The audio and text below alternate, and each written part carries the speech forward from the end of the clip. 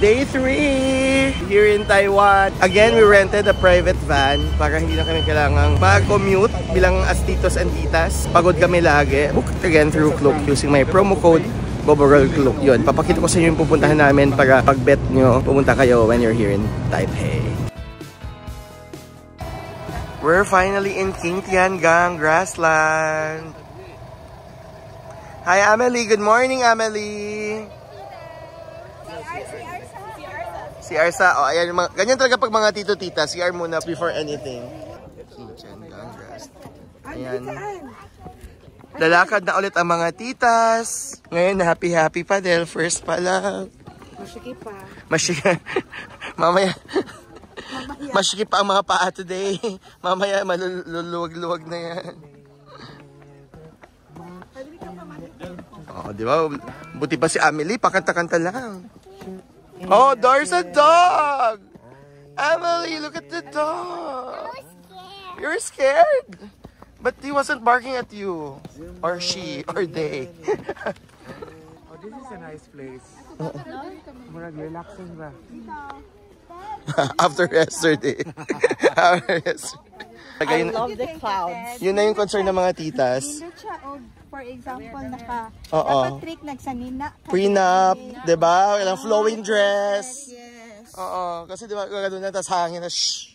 So, what do you think about the views? It's very good because it's very peaceful. Makes you forget all your issues in life. Ay, may issues. Yes. May issues siya in life. How about Miss China? It's like Batanes, but it's more clean. It's clear. It's clear. Clear, okay. More PWD friendly. Pero the road leading here is what? Winding. Winding road. The long and winding road. So, kailangan may mga vertigo. Mga vertigo, magdala na kayo ng mga kailangan. Yes, we're actually on top of a mountain, right?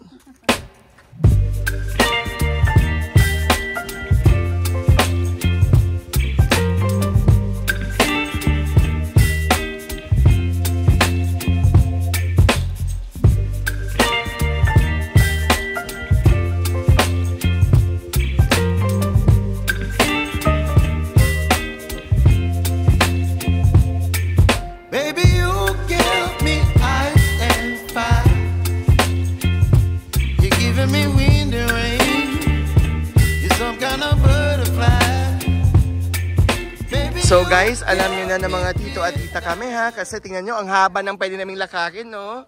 Ayan, no? Pero ang mga tito at tita, wag, dito lang. Dito lang po tayo magpipicture. Ayaw na lumakad.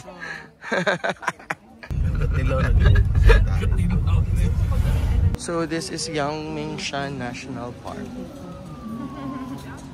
I wonder where Sandara Park is. I mean... Papunta kami ngayon sa flower clock. Ayun, gusto lang makakita ng flower. Nasa age na kami na gano'n, na pag flower lang ang gusto mo tingnan. So this is the flower clock. Look at all the titas taking pictures of the flowers. As if reminding them of the time when their flowers are still fresh. So where's the clock? That's the clock. Okay, let's go sa frontal. See, that's the clock. Yes, Amelie? Happy. Ah. Sad. Sad. Show me scared. Scared. Scared. Show me excited. Excited. Excited. Ah. Excited. Show me surprise. Ah. Of course, andito naman talaga kami. Ang daming flowers. Pero ang wala sa Pilipinas ay ang itong cherry blossoms and all the other blossoms. Nice.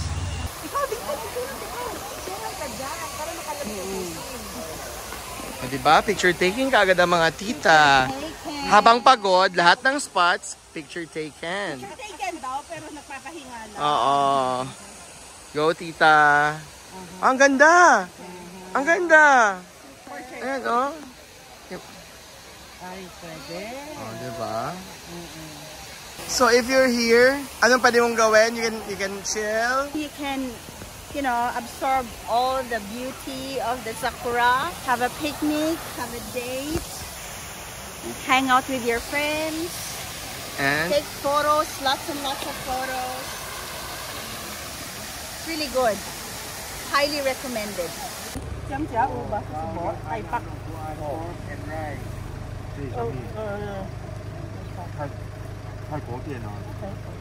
so our friend knows Chinese.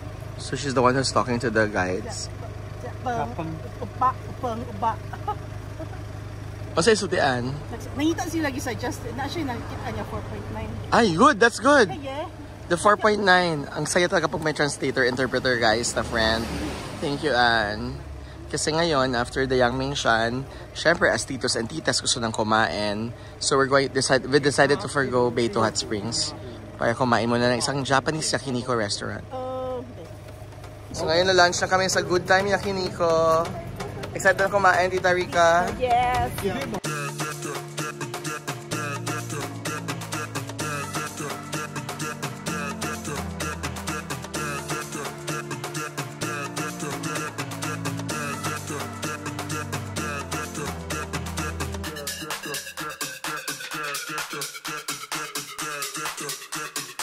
So, did you have a good time in Good Time Yakiniko?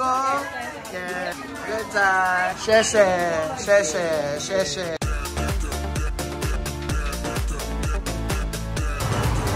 After our day trip to Yangming Shan, we're back in Ximending. At syempre, after kumain sa Yakiniko, ang next order of business ng ating mga titos and titas ay dessert with Ximen Mango Shaved Ice. Ayan na sila. Kakain ulit. Strawberry is for me the best. So, 280 bawat cup. Sana pala nag-share-share lang tayo. So, anong favorite flavor for everyone? Strawberry. So, strawberry ang orderin nyo dito, ha? Durian is good actually. Durian is also good. Durian is also good. Durian's good. So, durian and strawberry. It's not Philippine mango. Because we're from the Philippines and so we're very particular about... Very biased with our... Oh yeah, with our mangoes. Now we're eating dinner in Lao Shandong. It's a Michelin awardee. How much is this? 200. 200 for a small beef noodle, the Michelin Beef Gourmand Award. How's the noodles, Rix? Really good. And now, what about the dumplings? Tastes very healthy. It's just too thick for my Because I didn't have cash. And that is the end of my Taiwan vlog. May 2 days pa ako dito pero hindi ko na siya i-vlog kasi I'll be working. Also that time, hanap lang ako ng spot dito for coffee shop dahil hindi pa tapos yung editing sa Mucha ng Section E kaya kailangan ko pang magtrabaho. But andito kami ngayon sa Ximending just for some shopping. Ito, favorite ko to, Sugar and Spice. I recommend na ito yung bilhin yung pampasalubong aside from the pineapple cake.